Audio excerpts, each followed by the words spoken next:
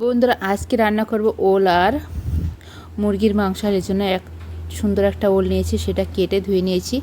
এরপর ওলগুলো লবণ আর হলুদ দিয়ে প্রথমে ভেজে নেব, তারপর উঠিয়ে নেব যেমন আমরা আলু ভাজি সেভাবে।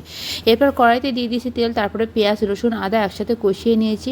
একটু ভাজা ভাজা হয়ে গেলে মাংসগুলো দিয়ে দিয়েছি, তারপর স্বাদ মতো লবণ হলুদ শুকনো লঙ্কার গুঁড়া দিয়ে মাংসটা কষিয়ে নেব। কষানোর এক পর্যায়ে দিয়ে দেবো জিরা আর গোলমরিচ বাটা, সাথে দিয়ে দেবো একটু ধনিয়া গুঁড়া,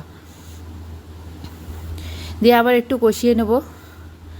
এবার কিছু ওলগুলো ভেজে রাখা ওলগুলো দিয়ে দিলাম, তারপরে কিছু রসুন ছিল সেগুলো দিয়ে দিয়েছি, তারপর ভালো করে কষিয়ে আমি জল দিয়ে দিয়েছি, তারপর ফুটিয়ে মাংসটা রান্না করা হয়ে গেছে। এরপর গরম মশলা বাটা দিয়ে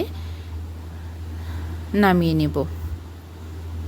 রান্না হয়ে গেল আমার ওল দিয়ে মুরগির মাংস। আর এটা কিন্তু খেতে দারুণ লাগে,